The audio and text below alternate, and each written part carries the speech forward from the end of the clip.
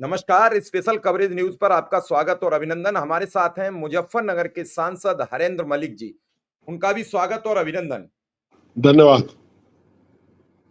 आज सांसद जी के नेतृत्व में समाजवादी पार्टी का प्रतिनिधिमंडल बरेली जा रहा था। उस बरेली में जा रहा था जहां आई लव मोहम्मद के नाम पर जो मुसलमानों के साथ घटना घटी, उसमें कई बेगुनाह जेल भेजे गए। लोगों की पीड़ितों से मिलना था, प्रशासन से मिलना था, उनसे पूछना था कि जिस देश में हम रहते हैं उस देश में क्या अपने धर्म की बात करना भी गुनाह हो गया है। सांसद जी निकले थे, गाजियाबाद के बॉर्डर पर पहुंचते हैं तो पुलिस से झड़प हो जाती है। आप देख रहे हैं कि हरेंद्र मलिक जी हमेशा जनता की बात करते हैं, जनता के मुद्दों पर मुखर बोलते हैं, वो शायद कभी भी हो। और इस उम्र में अगर पुलिस धक्का मुक्की करके रोकती है, जाने नहीं देती है, तो क्या हम भारत में नहीं रहते हैं? क्या हम अपने राज्य उत्तर प्रदेश में जा नहीं सकते हैं? क्या उत्तर प्रदेश की जनता की आवाज सदन तक ला नहीं सकते हैं? किस लिए चुना हमें जनता ने? तो सांसद जी, क्या हुआ आज आपके साथ वाकया? आपको तो बरेली देखिए, जाना था और हम आप दिल्ली लोगों का वापस भेज दिए गए। हम लोगों को रात 10 बजे के आसपास हमारे घर पर मुजफ्फरनगर आवास पर तमाम पुलिस वहां गई, एसपी सिटी के नेतृत्व में। उस समय मैं किसी का बीमार का हालचाल जानने के लिए गया था और वहां उन्होंने जाकर के पूछा कहाँ है। सीधे घर में जाते हैं, पूछते हैं। मुझे पता लगा, मेरी बात हुई, मैंने कहा मैं यहाँ किसी बीमार का पता करने आया हूँ। तो मैं भाप करके मैं सीधा दिल्ली चला आया। वहां से दिल्ली आने पे भी रास्ते में तमाम जगह लगे थे और हम समझ नहीं पा रहे कि हमारा गुनाह क्या था। उधर डेलीगेशन के नाम आउट हुए, इधर इन्होंने सबको घेराबंदी शुरू कर दी। मैं 2 बजे आया तो 3 बजे यहाँ मुजफ्फरनगर की पुलिस भी आ गई और पुलिस भी मेरे आवास पर थी। हम अपना आराम से सोए, सुबह तैयार होकर के निकले। वो पुलिस हमारे पीछे पीछे, सामने फिर बाहर निकले तो देखा सीओ कैराना और इंस्पेक्टर कैराना भी थे, उनकी भी टीम थी। तो हम जब वहां गए तो उन्होंने हमें रोक लिया, गाजियाबाद पुलिस ने।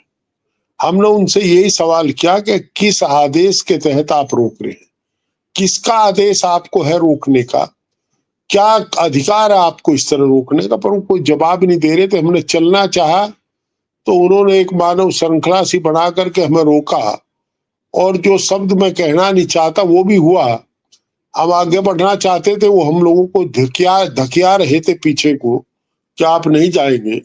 ये बड़ा एक आश्चर्यजनक बात है। आजाद भारत में आपके चुने हुए जनप्रतिनिधि को या आम नागरिक को अगर भारत के अंदर भी आने जाने के लिए सरकारी अधिकारियों से परमिशन लेनी पड़ेगी, फिर तो वीजा सिस्टम लागू कर दे एक जिले से दूसरे जिले में जाने के लिए। हमने ये भी कहा कि भाई बरेली तो बहुत दूर है। वो बोल रहे थे कि ये आपके जाने से लॉ एंड ऑर्डर को खतरा होगा। मगर जिस दिन लॉ एंड ऑर्डर को खतरा हुआ, हम क्या थे वहां? खतरा तो उनसे हुआ, सजा उन्हें मिलनी चाहिए जिन्होंने उस दिन माहौल खराब किया। वो अधिकारी जिम्मेदार है, अगर कोई राजनीतिक आदमी है तो वो जिम्मेदार है। तो हमारी समझ में नहीं आता कि क्या होगा। यहाँ देखिए, इस देश में इस समय संविधान का राज नहीं, लठ का राज है। खाता ना भाई, कानून कोई नहीं, जो मोदी जी कहे वो सही। अब स्थिति इतनी खराब होगी। कभी कभी लोग तुलना करते हैं, जितना शक्ति इन्होंने आज मेंबर पार्लियामेंट्स को जाने से रोकने में लगाई, अगर उतनी शक्ति पहलगांव और पुलवामा में लगाए होते तो लोगों की जाने ना जाती। जो अब देश के हमारे भाई शहीद हुए, बस उनकी शहादत बच जाती। ये उस काम को तो करते नहीं। नक्सलाइट रोज हमला कर देते हैं, टेररिस्ट इधर हमला करते हैं, हम लोगों को रोकते हैं। और इन्हें डर था, रोकना भी इनका वाजिब था, कि डर था कि कहीं उनकी जुल्म ज्यादती की जानकारी लोगों को ना हो जाए। ये तो रोज ही करते हैं इस काम को। अब ये कभी कभी तो ऐसा लगता है कि इस देश में अब माननीय न्यायालय की आवश्यकता नहीं है, ये ही निर्णय लेंगे, यही सजा देंगे, फैसला यही करेंगे। और हम जब चले आए यहाँ, हमको यहाँ लाया गया बलात्, उसके अभी भी मेरे घर पर पुलिस बैठी है। अभी भी एक तरीके से मैं हाउस अरेस्ट हूं। सांसद जी, बड़ा चिंता का विषय है, एक चुना हुआ जनप्रतिनिधि अपनी जनता से बात नहीं कर सकता, अपने लोगों से मिल नहीं सकता। आप उस सदन में जाते हैं जहां देश के कानून नियम बनते हैं, और वहां जो भी पहुंचता है, जो बैठता है उस चेयर पर सांसद की पे, वो संविधान के हाथ में पकड़कर शपथ ग्रहण करता है। तो संविधान के मुताबिक अगर समाजवादी पार्टी के राष्ट्रीय अध्यक्ष ने आपको वहां भेजने के लिए एक डेलीगेशन में भेजा, तो क्या आप वहां कुछ लेके जा रहे थे जो वहां कानून व्यवस्था गड़बड़ा जाती? ऐसे क्या आपके पास उन्हें दिखा जिससे वहां कानून व्यवस्था बिगड़ती? कुछ लेके जा रहे थे क्या आप? आपको मैं बताऊं, आपको ये जानकर क्या आश्चर्य होगा कि हम लोग 3 मेंबर पार्लियामेंट थे, तीनों के साथ कोई आदमी नहीं था, केवल सुरक्षा पुलिस की और एक एक ड्राइवर। हमारे साथ कोई आदमी नहीं था और ना कोई अतिरिक्त कार थी हमारे साथ। हम अपनी अपनी गाड़ी में 4-4 आदमी थे, 2-2 इनके पुलिस के सिपाही, 2-3 जो इनके हैं, जिसके साथ जितने हैं, और एक ड्राइवर। और उसके बाद उन्हें से सब बातें कही गई। हमने कहा भाई अधिकार, आप आदेश दिखाइए, किसके आदेश पर रोक रहे? तो वो किसी का लाठी डंडे लेकर के आए हो, तो फोर्स ये तमाम प्रेस आ गई। तो उसके बाद मैंने कहा भाई लाठी डंडे किसे दिखा रहे हो, ये काहे गिरे लाए हो? तो डंडे छुपाए फिर उन्होंने। मामला ये है, देखिए बिल्कुल आपातकाल लगा हुआ है, और मैं ये समझता हूं कि हम तो अपने संवैधानिक दायित्व का पालन करने के लिए वहां जा रहे थे। हमारी पार्टी संवेदनशील पार्टी है, जो वहां घटनाएं घटी उसे देखना चाहते थे। एक वर्ग विशेष को टारगेट किया गया, क्यों किया? अधिकारियों से बात जानते और मुद्दे पर जाकर के सौहार्द बनाने की अपील करते। ये केवल और केवल हिंदू मुस्लिम करना चाहते हैं, चूंकि हर क्षेत्र पर, हर मोर्चे पर सरकार फेल है। सरकार के पास कोई काम नहीं है, नौजवान बेरोजगार है, किसान परेशान है। 750 किसान ने दिल्ली की दहलीज पर शहादत दी, तब भी ये नहीं बोले। नौजवान पढ़ नहीं पा रहा, फीस महंगी होगी बहुत ज्यादा, अस्पतालों में दवाई नहीं है, खेत को सिंचाई नहीं है। तो ये सब जगह फेल होकर के महंगाई की मार में ये वो करते हैं। सांसद जी, क्या इस घटना के बाद समाजवादी पार्टी के राष्ट्रीय अध्यक्ष अखिलेश यादव जी से आपकी बातचीत हुई? नहीं, मेरी अभी उनसे कोई बात नहीं हुई है। हम उनके निर्देश की प्रतीक्षा करेंगे, अपनी रिपोर्ट बना करके भेज देंगे। सांसद जी, अभी आपने कहा कि बच्चों की पढ़ाई बाधित हो रही है, रोजगार नहीं मिल रहा है। अभी जिस दिन शस्त्र पूजन बड़े जोर शोर से भाजपा मनाती है, तो भाजपा के एक सांसद हैं, रहे हैं, आप जानते हैं, ब्रजभूषण शरण सिंह, वो कह रहे हैं पढ़ के करोगे क्या? पढ़ के क्या करोगे? पूरे प्रदेश में जब संविदा आउटसोर्सिंग पर जब नौकरी मिलेगी तो पढ़ के भी क्या करोगे? कोई तुम कलेक्टर बन जाओगे, कोई तुम पीसीएस बन जाओगे। तो जब उनके नेता ये सार्वजनिक कह रहे हो पढ़ के क्या करोगे, तो फिर स्कूल बंद कराए जा रहे हैं। यूपी में आपने देखा, बड़ी तादाद में स्कूल बंद कर दिए गए, शराब की दुकानें खुल गई, और वो भी कंपोजिट स्कूल हो गए, कंपोजिट शराब की दुकानें हो गई। इस पूरे घटनाक्रम को लेकर आप कैसे देख रहे हैं? क्या हालात हैं प्रदेश के? ब्रजभूषण शरण सिंह की मैं तारीफ करूंगा इस मुद्दे पर कि उसने सही बोलने का साहस किया। जब ये देश आजाद हुआ तो बिचौलियों को समाप्त किया गया था। इन्होंने दलाल प्रथा फिर शुरू कर दी। आउटसोर्सिंग में वो 10% से 15%, 25% तक जो आदमी कामगार जाता है उसकी पगार में से पैसा लेते हैं, 1 महीने की पहले दिन ले लेते हैं। कामगार परेशान है। और आपको मैं और बताऊं, जिसकी आपको जानकारी होनी चाहिए, होगी जरूर। अब आप कारखाने का निरीक्षण आपका लेबर अफसर नहीं कर सकता, ना एसडीएम कर सकता, ना डिस्ट्रिक्ट मजिस्ट्रेट कर सकता। केवल 2 अधिकारी प्रदेश में कर सकते हैं, या उनसे बड़े अधिकारी। एक तो कर सकता है मंडलायुक्त और दूसरा श्रम आयुक्त। और सब जगह उत्पीड़न है, कोई पगार पूरी नहीं दे रहा। 6400 रुपए पे, 6000 7000 रुपए पे प्राइवेट में आउटसोर्सिंग से काम कराए जा रहे हैं। आउटसोर्सिंग इन्हीं के लोगों की है सब जगह।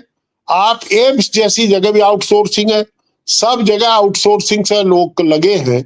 और फिर पढ़ लिख करके क्या करें लोग, क्या ना करें, ये समझ से परे है। आप ब्रजभूषण शरण सिंह ने कम से कम सच कहने का साहस किया।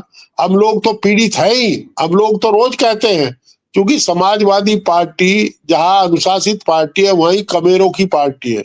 वो पिछड़े के, दलित के, अल्पसंख्यक के साथ जहाँ जुल्म ज्यादती होती है उस बात को कमेरों का वकील बनकर के हम बात उठाने का प्रयास करते हैं। पर यहाँ कोई सुनने वाला नहीं, सदन ये चलने नहीं देते, अपोजिशन की आवाज दबाते हैं, सुनते नहीं, सड़क पर ये निकलने नहीं देते, तो जाए कहाँ हमें ये बताओ। हमें तो डर लगने लगा कि इस दिन जनता खड़ी होगी तब जाकर के ठीक होंगी।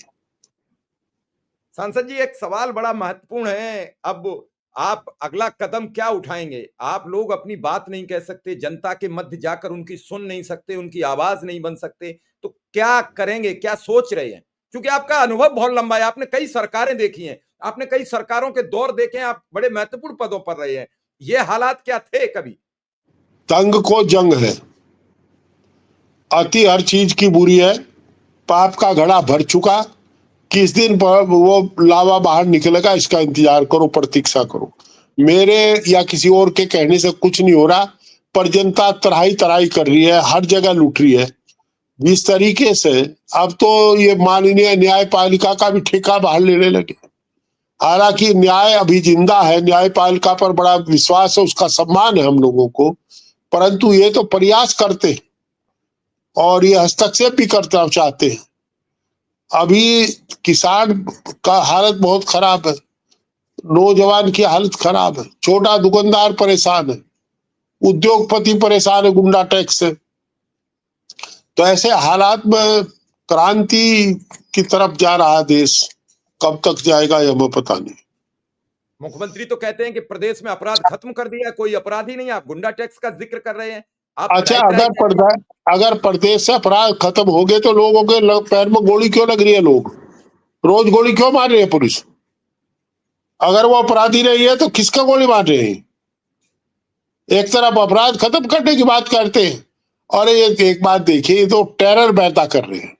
अगर मैं ये कहूं आपके चैनल के लिए कि आई लव, तो कोई बुरा थोड़ा ही है। अगर मैं कहूं आई हेट तो गलत है। इन्होंने जानबूझ करके इशू पैदा करते हैं, सांप्रदायिक सद्भाव खत्म कर रहे हैं बिल्कुल। ऐसी दीवार खींच देंगे, धार्मिक दीवार लोगों के बीच में, कि वो गिराई नहीं जाएगी। फिर इतनी दीवारें खींच रहे हैं। इन्हें राज करना है, देश कहीं जाए, इससे इन्हें कोई लेना देना नहीं। देश के बारे में कभी सोचते ही नहीं। और भाई पता नहीं, मोटा इनका नर्व सिस्टम मोटा है, हर चीज की इन्हें सफाई देनी पड़े। कभी इन्हें अपनी डिग्री की सफाई देनी पड़े, कभी काहे को आपने दी कभी अपनी डिग्री की सफाई, एक मैं कहानों पढ़ाऊं? नहीं, मुझे देने की जरूरत पड़ती नहीं, मुझसे लोग मांगते भी नहीं, और जिनसे मांगते हैं वो देते नहीं। समस्या तो ये अटक गई है, जिनसे मैं मांगी ये जा कह रही है रहा, वो देने को। अरे ये तो देश है एक, मैं नाम नहीं लेना चाहता, एक महानुभव ने ये कहा था कि इस देश में 3 महापुरुषों के नाम लिए थे, गुरु गोविंद का, गुरु गोरखनाथ का, और शायद रैदास जी का लिया था, वाल्मीकि जी का। तीनों ने बैठ करके इकट्ठे बात की थी और तीनों के पैदा होने में 300-300 साल का अंतर था। उन्हीं तो गुरु जी ने साढ़े 600 करोड़ का 650 करोड़ का देश भी बता दिया था उन्हीं महान महान ने। 650 करोड़ का देश भी बना लिया था। उन्हीं महानुभाव के राज में एक डील हुई है अभी, सहारा की और अदानी की, और उस डील में 12,000 करोड़ 12 साल में देंगे सहारा को। बताया जा रहा है कि ये कहा गया कि हम आदेश देते हैं, डील नहीं करते, आपको आदेश है आप ये कीजिए। और वो प्रॉपर्टी देखोगे तो 1,00,000 करोड़ की बताते हैं लोग। ज्यादा तो ये की होगी, तो ज्यादा की होगी। और वो जो अखबार में आया है उसमें जो भाषा का इस्तेमाल किया गया है कि इनके खिलाफ कोई केस नहीं होगा, या सारी गारंटी यही ले रहे हैं।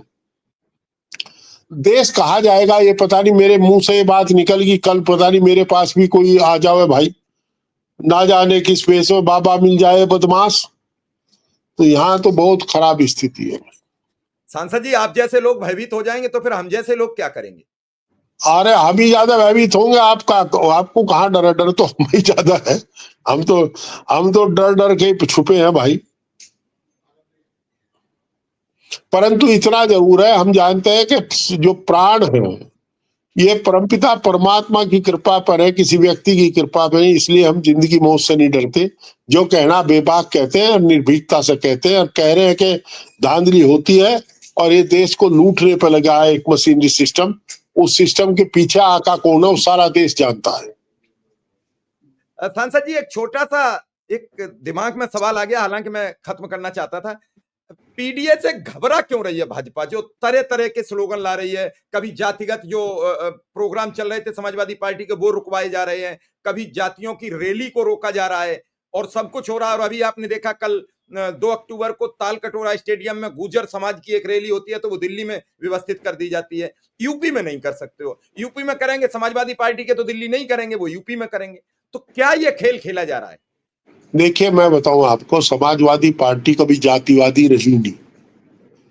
ये समाजवादी है, ये कमेरों की पार्टी है, ये पिछड़े की लड़ाई लड़ते हैं। पिछड़े से माने ये है जो आर्थिक, शैक्षिक या सामाजिक दृष्टि से पिछड़ा हो, उसको हम पिछड़ा मानते हैं। जो आपका दलित है, जो जिसका दमन किया जा रहा है, किसी जाति का है, वो दलित है, उसके हम साथ खड़े हैं। हम अल्पसंख्यक उसे मानते हैं जहां जिसकी तादाद कम है, तो दूसरे लोग अपनी तादाद के आधार पर उसका उत्पीड़न करते हो, तो हम उसके साथ खड़े हैं। अगड़ों में भी अल्पसंख्यक है, अगड़ों में भी दलित है। तो ये जानबूझ करके, चूंकि एक तरह से दमनकारी कम है, दमन होने वाले लोग ज्यादा है, और पीडीए का दमन किया जा रहा है। पीडीए के वकील के रूप में, नायक के रूप में, महानायक के रूप में आदरणीय अखिलेश जी सामने आए। वो पीडीए की वकालत कर रहे हैं। उनका साफ निर्देश है, मैं कमेरों की लड़ाई लड़ो, जो पीड़ित है उसकी लड़ाई लड़िएगा। और हम लोग उसकी लड़ाई लड़ते हैं तो इन्हें पीड़ा होती है कि कहीं जनता जाग ना जाए। हमने जनता को जगाने का अभियान शुरू किया है, तो ये जनता के जागने से डर है कि तुम्हारी लूट बंद हो जाएगी। आज सच्चाई सब जान गए कि सरकार कर क्या रही है, उससे चलिए, बौखलाए हुए। चलिए, आपने हमें समय दिया, इसके लिए आपका बहुत बहुत आभार, बहुत बहुत धन्यवाद। नमस्कार। धन्यवाद साहब।